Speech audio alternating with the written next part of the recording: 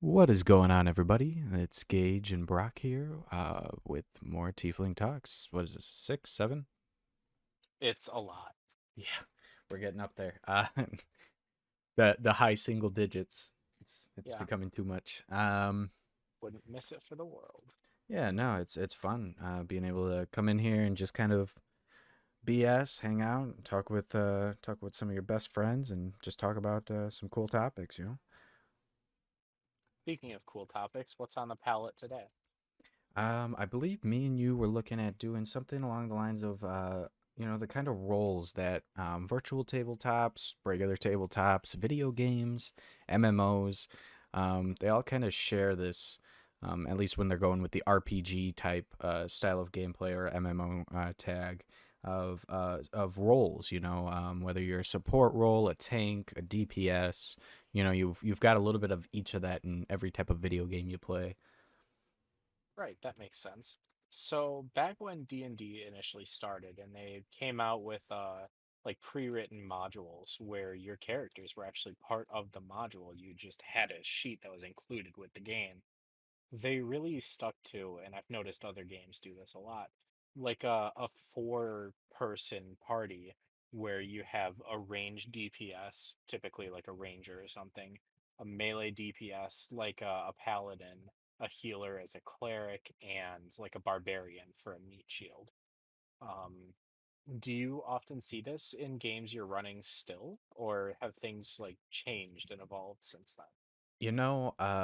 I always tell my players to pick what they're going to have fun with, but more times than not, what I see them doing is asking in chat who's playing what. And it's always about kind of rounding out the party for making sure they have someone who can heal, someone who deals damage, someone who can tank. And so instead of, actually going for playing two rogues in a party or playing two wizards, they feel like they have to do this to be able to have their standout moments, which I don't think is true in the slightest. Do you like frown upon or like disagree with this party dynamic, or do you think there's still a reason that people are doing it? I think it is the stereotype that just surrounds at least D&D in general. When people think about playing it, they think about a well-balanced party that all kind of contributes, but they all bring something unique. And that can be done without everyone being a different class. I mean, you could run a party of bards and they can all play it differently, and you guys just have some sort of chaotic campaign. Um, but I don't say I'd frown on it, but I do definitely wish that more groups I ran games for would, kind of choose to role play diversify themselves versus mechanically diversify themselves, is the best way I guess I could put it. Sure. And we can definitely touch more on the idea of an all bard party because I feel like even subclasses really can define these roles if you want them to, or even multiple roles. That it doesn't have to be limited to just a straight healer. But we can get into more examples of that a little later. Um, but when you mean like role play diversify themselves, can you give me an example? Like how would your rogue go about role playing into another character role? Right. So, I mean, let's say that you chose you had three people that chose rogue, right? I was about to join a campaign not too long ago that actually had this, and I was going to join as another rogue because it's my favorite class. I know how to play it, and I seem to think I play it well. Who knows? Um, but you don't have to sit there and have all these rogues and just think, oh, they're all going to do the same thing. There's a lot of flavor they can each bring to the table, and there's a lot of differences that you can bring. My rogue could be one that uses bows and shoots from a distance. Another rogue could be one that only likes melee combat. The last rogue could just be a thief who doesn't care for combat at all. you know and so what they go around doing is they just sleight of hand pickpocket the enemies and take stuff off of them. Instead of them having that healing potion, the enemy having the healing potion to take, nope, your third rogue has gone around taking that healing potion from him, so now he can't heal.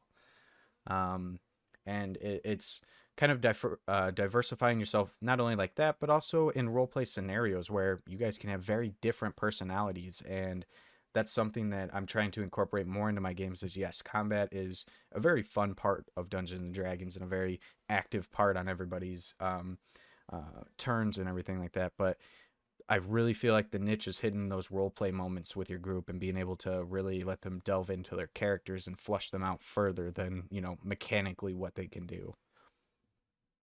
Okay, so less so having like a utility or a purpose towards another role, but more getting rid of the role system entirely and just playing how you feel rather than how is like so-called a mechanical correct.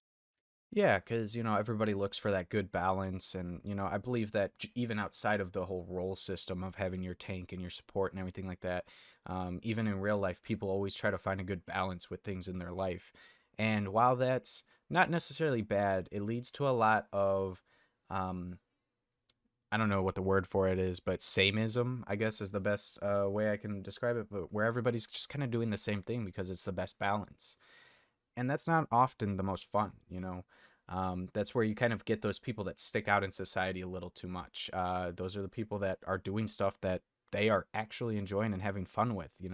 Their life isn't balanced, sure, but they're enjoying their life for what it is. And I think that can also be applied to the whole roles dynamic here is that yes, you can conform and do what everybody else is doing by finding a well balanced party, but you know why not play two rangers? I mean, yes, you got different subclasses that can help different spells and multiple different ways to mechanically change it, but at the end of the day, it is really how you play your character. Um, you can be a cleric and you can still be the frontline fighter, like it really just depends on how you want to play and role play your character. Um, for instance, if I had a group of all clerics, um, I heard about this idea and I forgot where I heard it on, but I would play a cleric that is based on the American healthcare system. So I would be charging my party to heal them. And while there are other clerics and everything like that, I would always RP that my healings are some of the best quality heals you can get. I leave no scars behind when I heal. I do this, I do that. And it's something that obviously I'd work with a DM on and make sure that it wasn't like protruding on any of his ideals of the game or the table. But it's I'm still playing a cleric, but I'm very much bringing a different sense of the word cleric to the table. Sure. So instead of just like playing, you still can still fill the healer role per se, but instead of filling it in a stereotypical just heal bot way, just adding your own personality style to the character. Right. And actually in the game I have before the one I run on Sundays, the one I have at noon on Sundays, it's a zombie apocalypse theme. But in there, I have two clerics, and they both very much play very differently. One of the clerics is he's an upfront, in their face kind of fighter, and he's very much the melee, the tank. He's not a tanky person, but he steps into the tank role, and then I have another cleric that sits in the back with a bow, and he uses a bow just the entire time, not casting any spells unless it's to heal somebody. And so you've got two versions of clerics. They got the same spell list. They actually chose both the same domains. They play two very different roles of the healer. One acts as a tank, one acts as a ranged fighter, basically. Sure, that makes sense. So, how do you feel about the way that you've played characters in the past? Do you feel like you kind of like embody this I don't really play by the pre-written system sort of idealism? Or do you feel characters such as like Vol, for instance, with his main ability to just like pick someone out of the fight and just eliminate them right at the beginning? Do you feel that plays into a trope, or do you feel like um, your role play around that character kind of subverts the trope? Yeah, and it's really tough to say because I'm gonna be honest. Besides that campaign, I believe I've only played in one other campaign since starting D&D as an actual player. I've only played as a player twice in my entire D&D career. Hashtag forever DM basically. Uh, but the two characters I played, well, I should say three because there were two from the Friday night campaign. There was the Artificer I played, and then there was the Vol, obviously, who was the rogue DPS, and then the other campaign I played as a fighter. Because I when I played that campaign, it was very early on, and I had watched a lot of videos on D&D and stuff at this point, and I knew that playing a martial class would be easier to kind of sink into this new 5e system with, and so I went with a fighter. um, and right off the bat, kind of joining into Chris's campaign, we weren't getting like power level crazy weapons at this point when I was playing as Gage, the Warforged Artificer, but he allowed Gage to create these kind of cool items that very much overpowered the party. And for instance, our I think it was Quid the gnome got a necklace that when they used it, it basically turned them into Iron Man. Um, you got or Cayman got the Brother's Call, which gives him the ability to summon I think 7 Warforged when used. Yep, the Jetpack Warforged squad. Yep. And they all should spawn with either a rifle or a revolver, but either way, I believe Matsui got a coin that, when flipped, allowed them, or no, they got a deck of business cards that they could give out, and they get additional like price increases or decreases based on what they're trying to buy or sell. Um, Cora got the handrail gun, which is basically an electrified version of the pistol, or the revolver, and it shoots out a high speed bullet, but it destroys the gun upon use because it's so powerful.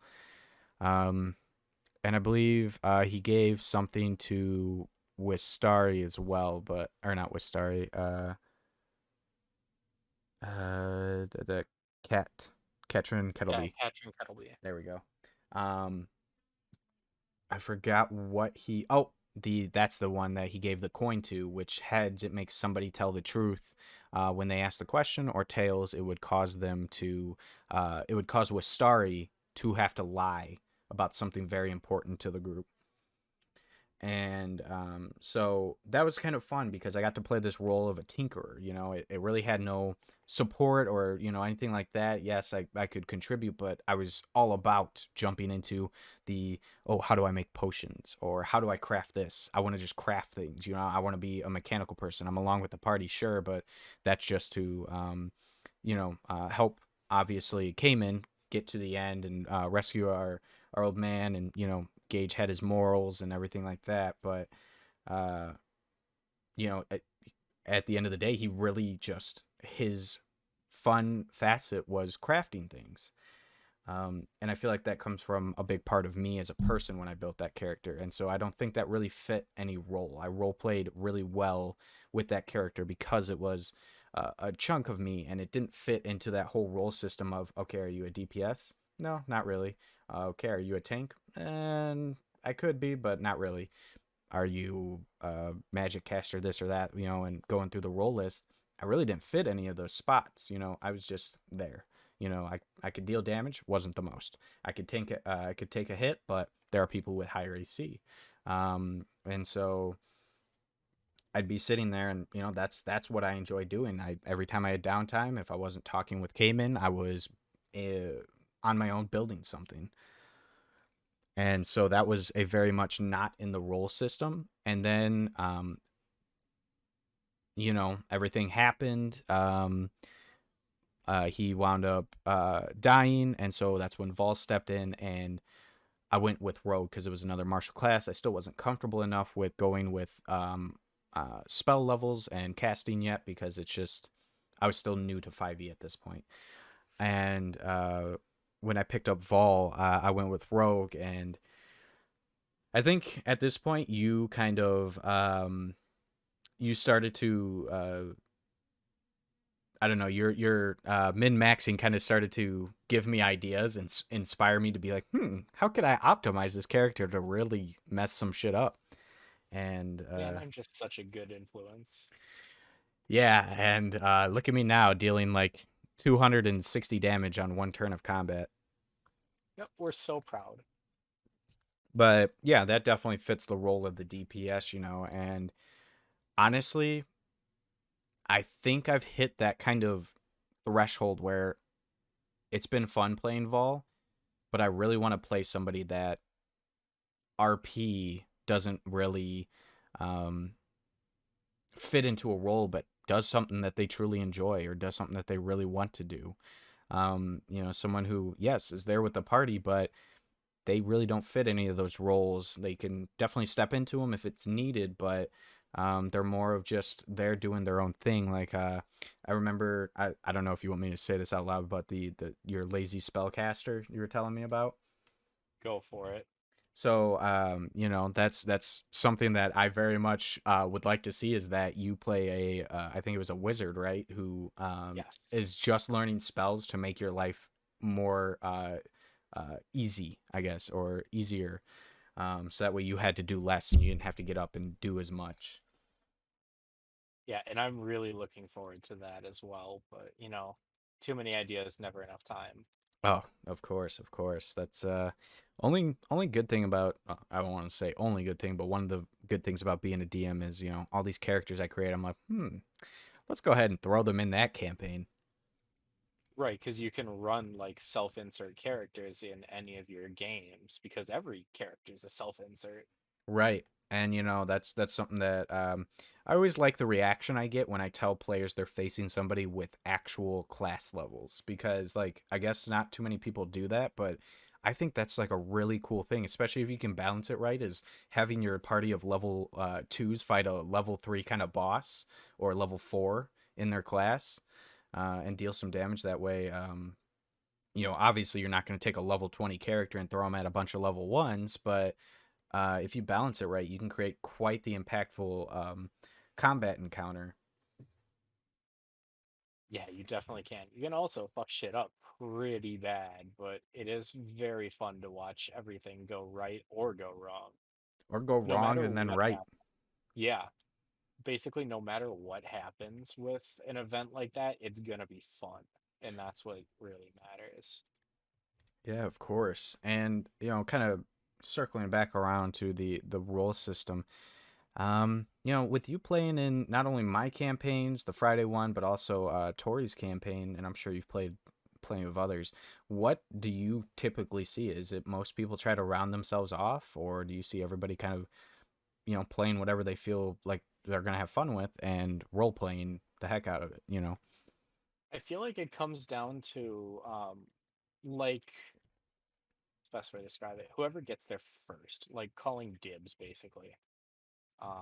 And it's not the greatest system, but it feels like whoever gets to the Discord server first, or however you guys are communicating, and then says like, "Hi everybody, I would like to play XYZ."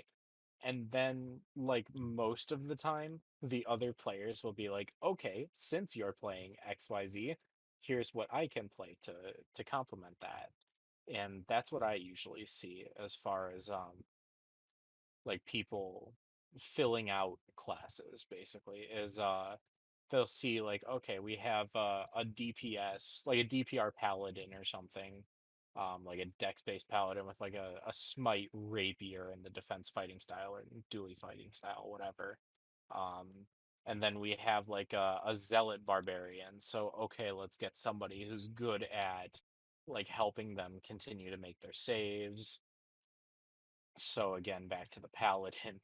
Right. Paladins can basically do anything at this point. Yeah, spellcaster, frontliner, tank, DPS. They really cover a lot of bases with a paladin.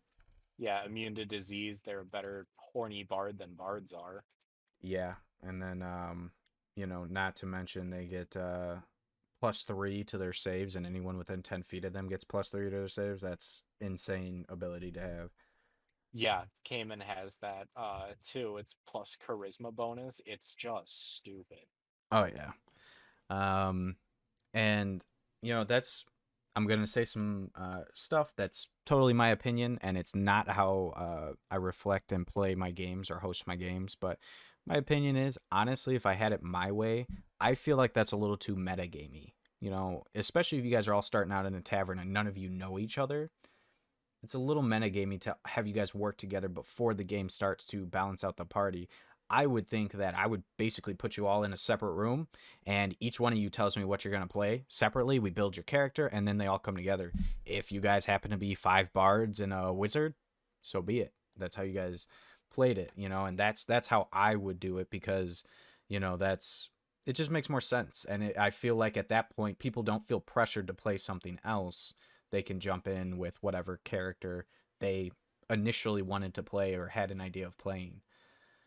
And Uh, by all means, I agree with you. That would be a much better system. Um, but that would actually be quite fun.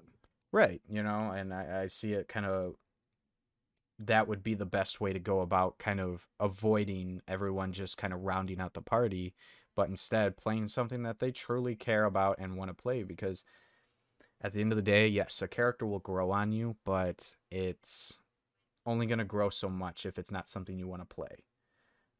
If you're jumping in and you want to play a frontline fighter, but you already got a barbarian, a paladin, a fighter, and somebody who claimed rogue, unless you're going to pick monk, which monks aren't bad, I'm sure you want some type of weapon to hit with. You wanted to be the one with the great sword swinging it around on the front lines.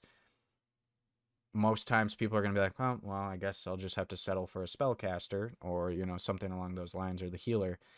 And that's when it really sucks because these people aren't able to fully grasp this character and really make it their own. And that's why I enjoy Chris's campaign so much is because yes, we joke around, we laugh, we make jokes all the time, but I can step into the shoes of this character a lot of the times because I enjoy the role I'm playing.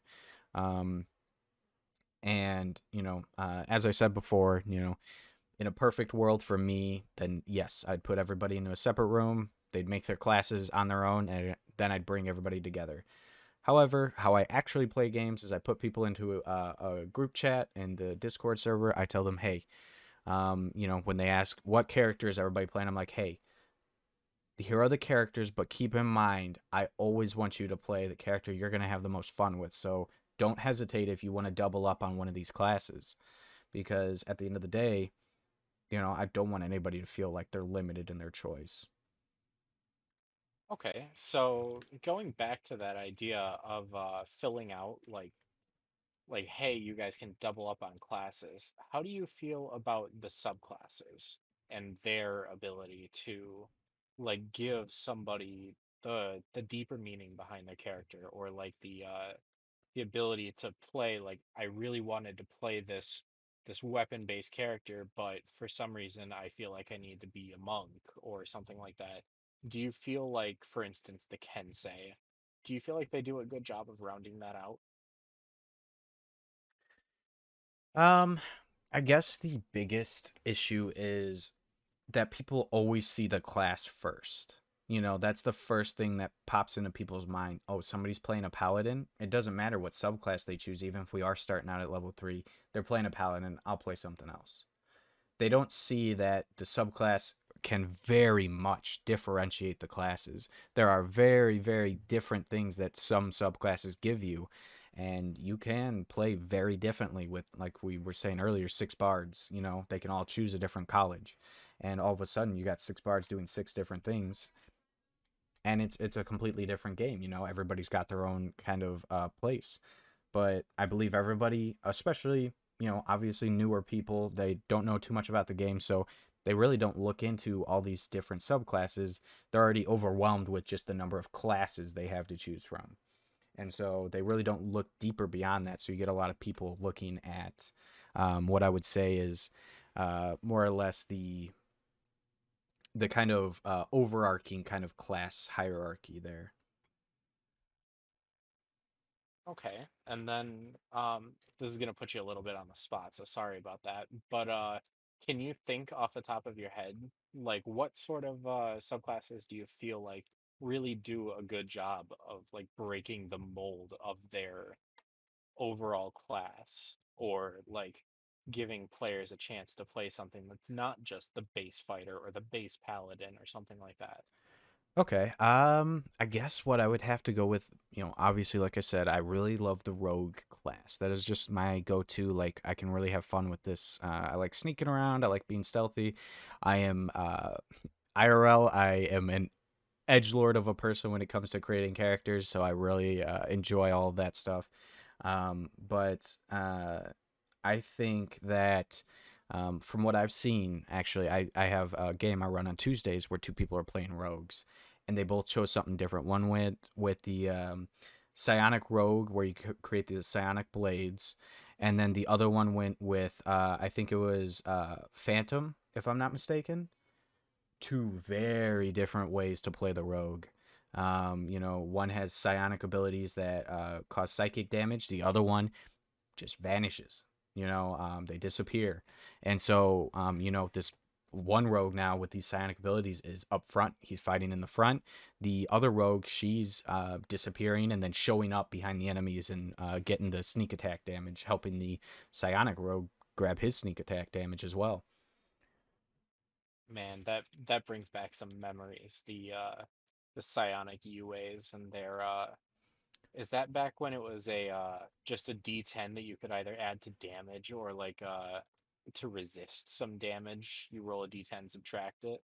Yeah, it was something along those lines that allows you to kind of negate some damage to yourself, but you could also send out these.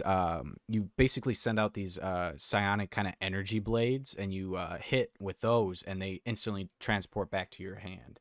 So you're able to kind of have this returning dagger very early on. Yeah, that's a man. Psionics are a very hot topic, something we'll have to discuss another night. In how many times Wizards has failed to implement them.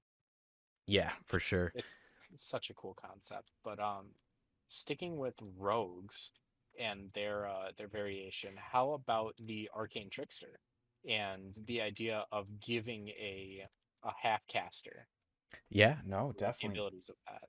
The arcane trickster's really good to play because it brings this martial class that would otherwise have no spellcasting ability, um, up spellcasting abilities basically, and giving them a little bit of insight into that. It's a very good dip into playing a little bit of a caster when you have been playing martial classes and you're trying to learn more about casting. But other than that, it really kind of changes the dynamic of what a martial class was supposed to be, because this martial class is supposed to be all physical damage, kind of stuff like that. Yes, they'll have magical weapons that do some magical damage, but that'll be based on the weapon and not on their class. But with the arcane trickster, that all changes, and it's a nice reprieve from the norm. And I believe that when utilized properly, it can be a great change for two rogues playing the same class. Honestly, I probably would have went with it for Vol, but Chris gave us such powerful fucking weapons right off the bat with magical properties.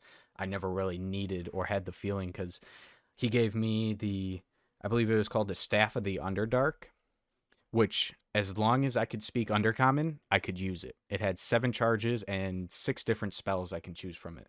Um, the Cloud of Daggers, the web, mirror image, and I believe there are like 3 or 4 other spells I can cast with it as well. And a great weapon to have is a rogue who can speak Undercommon just by chance. And I've been using it ever since. Actually, that's where my mirror image actually comes from, that I deploy on myself or give to somebody else when needed. So say you have like a barbarian or something who like their character, they would typically want like a great axe or something with a big damage die. They took like great weapon master so they can re-roll ones and twos on their damage dice or whatever. But maybe they want to play a dex barbarian and they like don't come forward with this. How do you feel, or like how do you deal with this when you give your barbarian this like I don't know, What's a like a magical great axe of some kind? Maybe you give him like a +1 great axe of warning or something like that. Right. Or, Um, when Vern got the the flame tongue greatsword and was dealing 46 every time he hit. yeah, but how do you deal with it if a player comes to you afterwards like, "Hey, this weapon's great, but I'm planning on playing a dex build. This great axe doesn't work. I can't use this." How would you approach that situation? Right. It's kind of difficult because you put the DM in a hot spot at that point because now he not only feels bad because at least on my end, I feel bad because I feel like I didn't read enough into your character. I wasn't paying attention to see that you were trying to go for a dex build. And on my end, it makes me feel bad because that's something that I never want my players to feel like. I always want them to feel like when they get loot, it is something they can use or have of use. Yeah, you'll find random kind of trinkets here and there, but every once in a while when you open a chest, that +1 is always going to be something that's tailored to the party. I'm not often going to put a let's say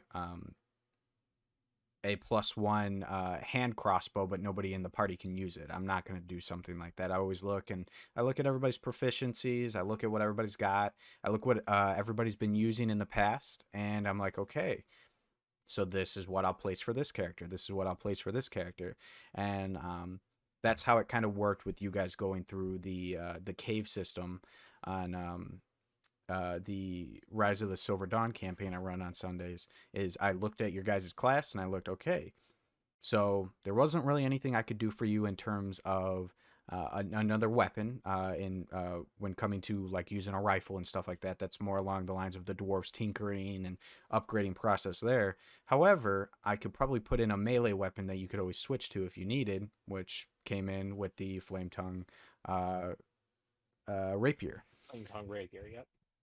And for Joan, I put in the vicious quarterstaff. I also put in the mace of disruption if she ever wanted to change it up.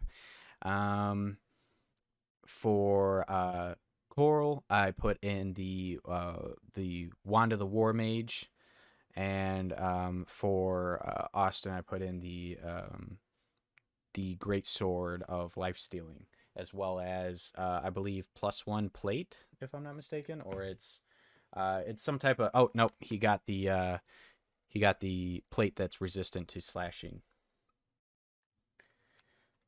Um, Okay, so it's a matter of like on your end before the item is given out, before the reward is given, you're looking to make sure that it's something that can be used rather right. than on players to let you know. So yeah, and when a player hides something from me, it doesn't just hurt me, it also hurts the player because then I can't make a encounter to utilize your guys' full potential or give you items that really utilize your stuff.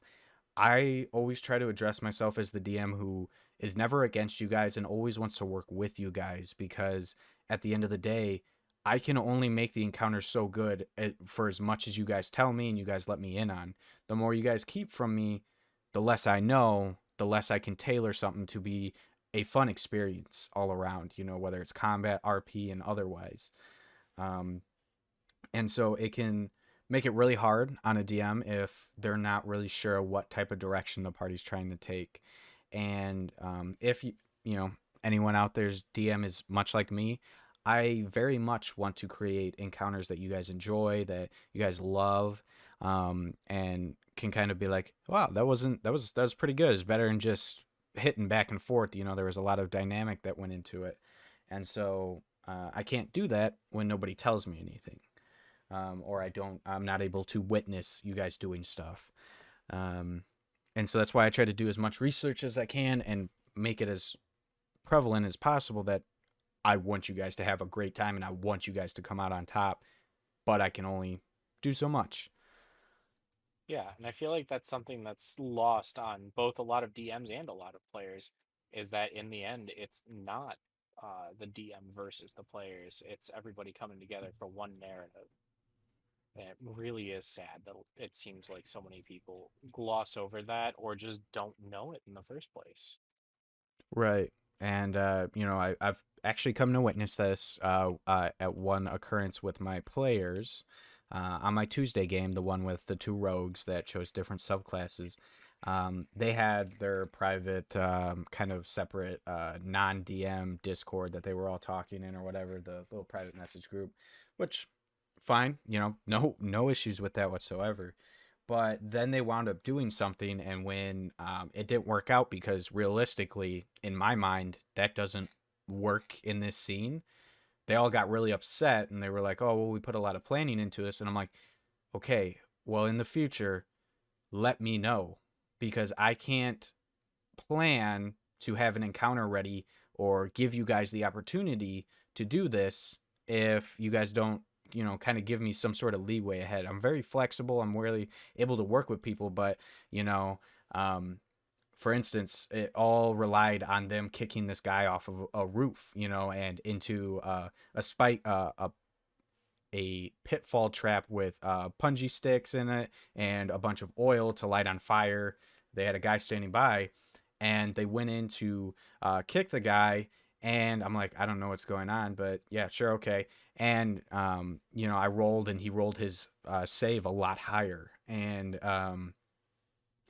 me not knowing what's going on, they missed. Their character wound up like falling into the pit, and they had to make a bunch of saves. And I was like, well, we could have thought this through a lot better if you guys would have just told me, because then I would have looked at it and I would have been like, okay, what can I do to actually help my players out in this circumstance? Maybe there's a loose tile, maybe there's this or that. But when I'm put on the spot like that, I kind of just resort to what sounds like it would really happen in this scenario. There's not really much that you can do besides that. It's, everybody has to be on the same page. And sure, it might be cool or fun sometimes to bring something out that really surprises the DM, knock them off their socks. But that doesn't necessarily mean it's a healthy, like a Dynamic to always yeah, have. yeah, And healthy interaction between two people. yeah, because I mean, I'm the type of guy that while I'm DMing, as I'm watching you guys go through your turns, I'm not actually fully planning out the monsters' turns. I'm looking at you guys making your turns, and I'm looking at your guys' character sheets going, oh, you could use this as a bonus action shit. Don't tell them, this is their character, let them play it. And then it's not until after their turn ends they're like, "Oh, damn, I wanted to use this as a bonus action." I'm like, "Oh, I fucking knew it, son of a bitch. I should have said something." And so that it's kind of hard toting that line between how much do I interject to not seem like I'm micromanaging, but also how little do I put in there to make it seem like I'm trying to help. You know, that's something I do with new players all the time. Is I'll kind of walk through their turn with them, and I'll be like, okay, so here's all the attacks you can make. I do want to mention as a bonus action, if you want to, you can kind of cast Hunter's Mark before you make your attack.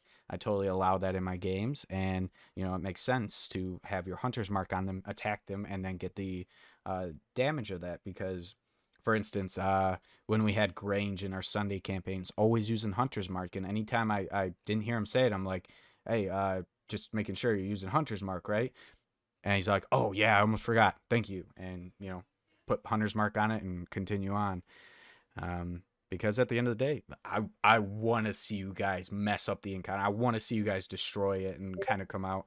But I don't want it to be too easy that you guys absolutely have no fun doing it. But well enough that you guys are not guaranteed to win, but somewhere close. Right. Want to see the cleric, blow up some enemy with guiding bolt or something just out of nowhere. Oh yeah, blow the right corner of a building off with guiding bolt, and um, just have some really great moments. And obviously, you guys are gonna walk away pretty banged up, but at the end of the day, you all survived, and you had some pretty cool moments that, at least I like to think, were really cool moments where you got them crits and they just demolished the enemy. Yeah.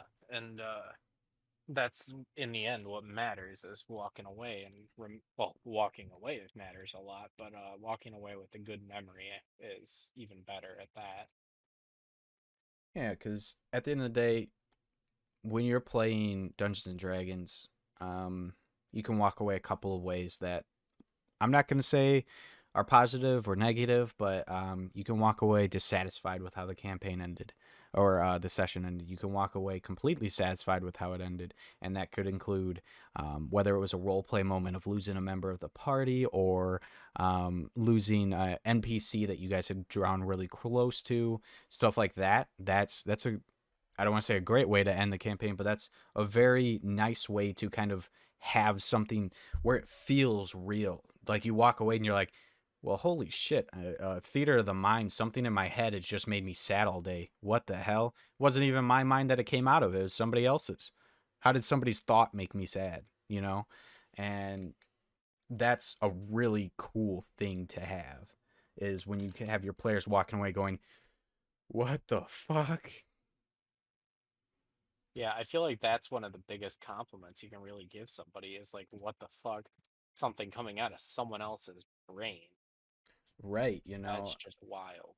because there's a lot of work that goes into a homebrew world, a story, and stuff like that. So when there's these moments of people really like, oh, um, well, DM, is it okay if I cast ceremony for the kid that died here, and the all the players are into it, and you hear some of their voices quivering, you're like, wow, this is a very real fake moment, like we're all sitting here over grieving this thought of an NPC, and it's very real. Some people are feeling that. While I don't want to say I don't know what the word for it is. It's not great, but it's an amazing feat to accomplish, not Yeah. only on the DM side, but for the players to feel that and the DM realize that they realize that they are bringing enough realism and enough content to this that people can really envision the loss of this NPC child.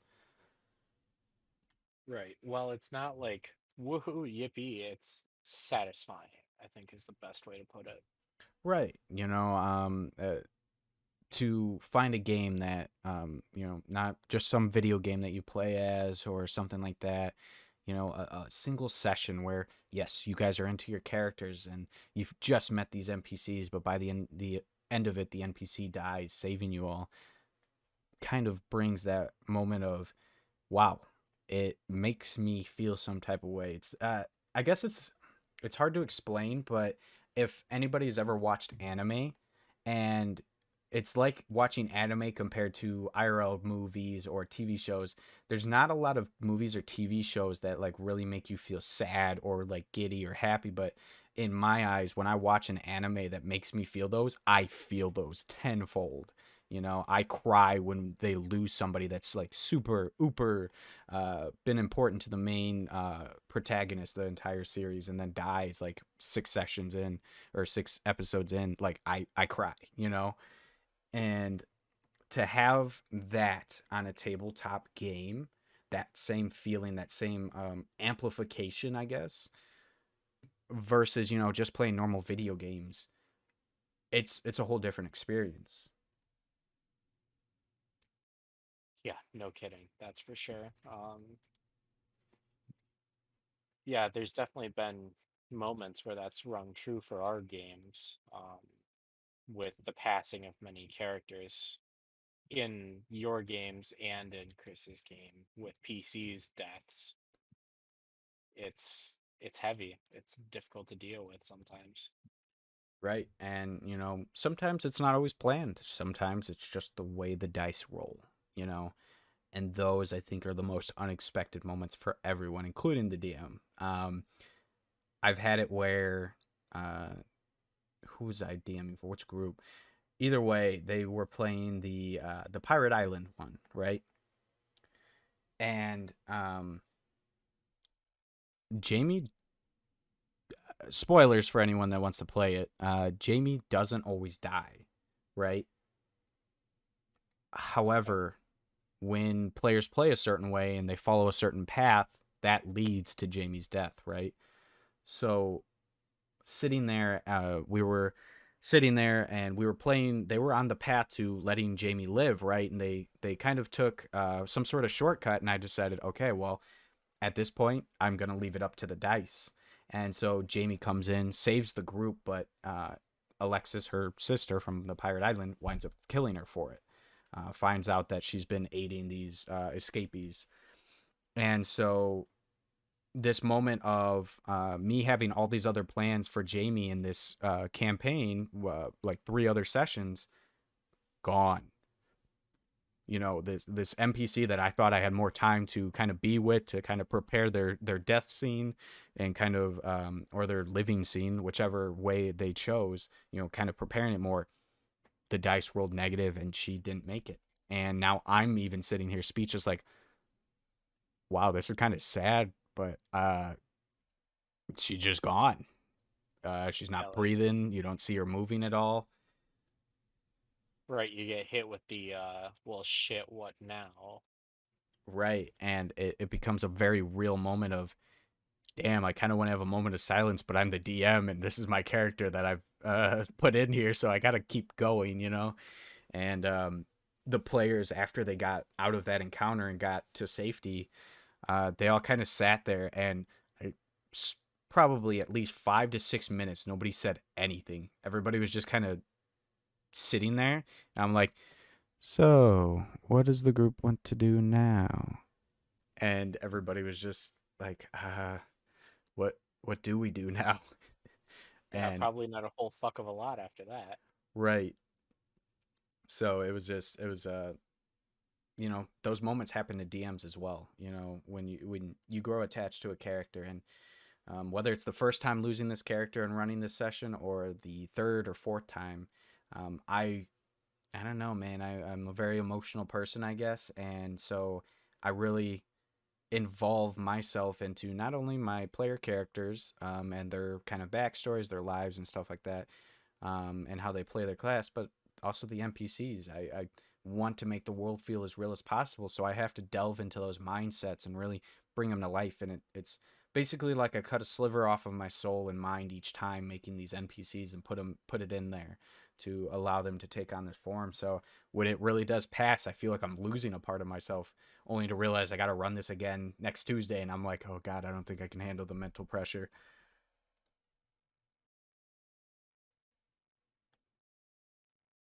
Yeah, no fucking kidding. That's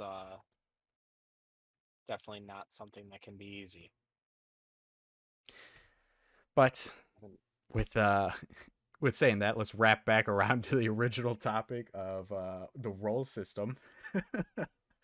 yeah, we got a little bit off topic there. Yeah, a little bit on a tangent, but that's all right. It was good, kind of explaining, I guess, my disposition of being a DM. I just get too far into it, and I don't think that's necessarily a bad thing, but I honestly don't think it's mentally great either. Growing so attached to characters and having to kill them off. Um, Well, I mean, you can get admitted to a psych ward for that, but that's all true. it's all part of life. That is very true. Yeah, so the role system, hold on, I gotta kind of reset my brain back to that. I think that it's both a positive and negative impact if I'm gonna give my overall opinion. The positive impact is that it lets new players kind of round out their party and kind of experience a full game of the standard stereotypical Dungeons and Dragons gameplay. Um, and I think I don't want to say that's how Wizards of the Coast intended it with making all these classes and everything like that, but it's definitely they're definitely not free of blame for getting that stereotype kind of at the forefront. Um, I would say that it is bad for, or something that veteran players should look to avoid. Somebody who's got a campaign under their belt or two, quite a few sessions at least, and have got some experience with 5e. I definitely think that you guys should avoid going for well-rounded parties and really play whatever you guys want to bring to the table. Um, Absolutely play the DPS if you want to play the DPS. Don't hinder somebody else from playing the DPS. Um don't kind of run into it and just be like, "Oh, he's playing DPS, I can't do that." Have the mindset of, "Yeah, he's playing DPS, so what? I'm going to play DPS too." What it is. Um and really just go into it and have fun, because I'm not going to say all DMs are like this, but speaking from personal experience, at least my experience, I am definitely going to make encounters to where each person has a moment to shine, and the dice will either help me or hinder me a little bit in that, and I'll do my best to kind of fix it where I can. When somebody gets 3 crits on their power moves, there's really nothing I can do about that, but um, so they'll probably get a little bit more spotlight than the others. But I try to learn from that one session and take it and apply it to the next session and be like, okay, well, the spotlight was on character X for so long, so character Y, it's a little bit more about you. And whether their character's built to be DPS as well, I'll give them some opportunities to really go in and deal some damage. Or I will, if they're more RP based or a different role, I will find some way to cater to them, because there's no sense in having you at my table if I'm not going to make you feel included. Yeah, and that's so sweet. Um, yeah, I think that's just a really nice way to put it as a whole. Because like even if the well-rounded party might be more um like stronger in a combat sense, just straight like DPR checks, that doesn't really matter like in the end, because again, it's a story, it's not a competitive game. It's not about winning or losing, it's about the journey and all that sappy crap. Yeah, for sure. It's 50% role play, 50% combat. Yes, obviously people can put puzzles in there, but I feel like it's really tough to do puzzles if you don't want to put in a bunch of work, because puzzles, um, everybody's mindset is different. Nobody thinks necessarily the same way. So you're going to get a bunch of puzzles, and they could absolutely make sense. The pathways make sense to you in your mind, but if you don't give the players any legends or anything like that, obviously they're kind of stumbling in the dark. They don't really know what you're trying to get at. Um, but that being a different point, I always see Dungeons and Dragons as mostly role play and mostly combat, and I believe your characters should have a little bit of a dip in both, but more so than not, play something you enjoy. I don't want you to be miserable at my table. That's the whole point in having you at my table, is so that way you can have fun. You're there to escape whatever is going on in your life and enjoy the fake reality fantasy I put in front of you. And if you can't enjoy that and really delve into it, then we are doing something wrong. I think that's a really nice way to just put a bow on everything there.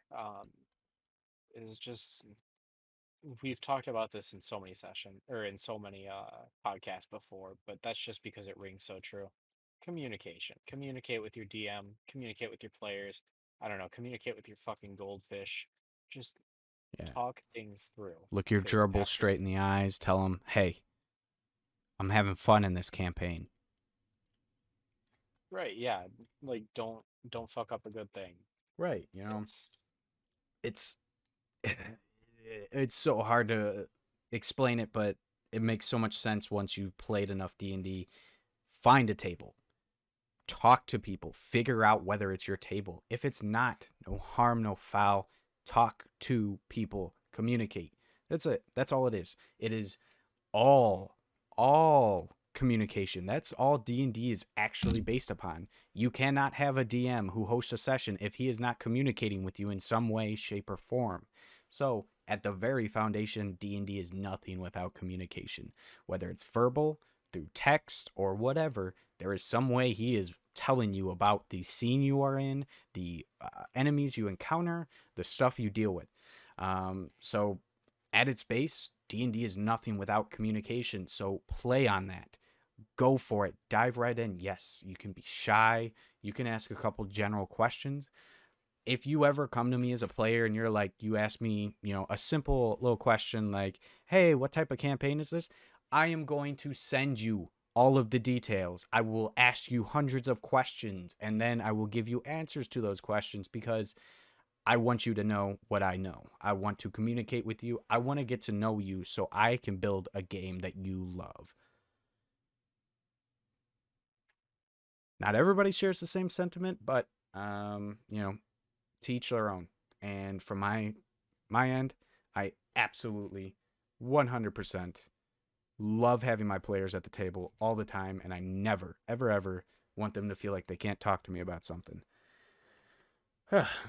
Well, with that being said, I think this is a good place to wrap things up. Yeah, I definitely agree. That seems like a very well and done two or three Rant. topics we hit. Yeah.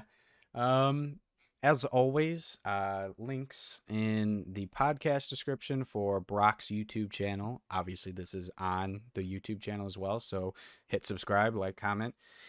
Tell us what your thoughts are about this. And you know, you can always find my start playing stuff down in the description as well to kind of jump in and see if I've got any open time slots that you can play in some campaigns with me.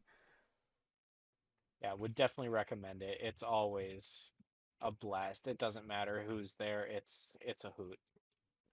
This last session with you was definitely a blast as you blew up the alchemy jug. I was like, oh no, he's getting rid of the alchemy jug. There was so much Well, mayonnaise to be had. yeah, I was very upset. I wanted to keep the oil, but when our paladin's on like 4 health Yeah, and like trying to run away, something had to be done. right. It was a actual encounter, you know, and I played through it. But regardless, that's a topic for another time. And yeah, thanks for joining me, Brock. And we'll see all of you lovely people next week. Ah, take care, everybody.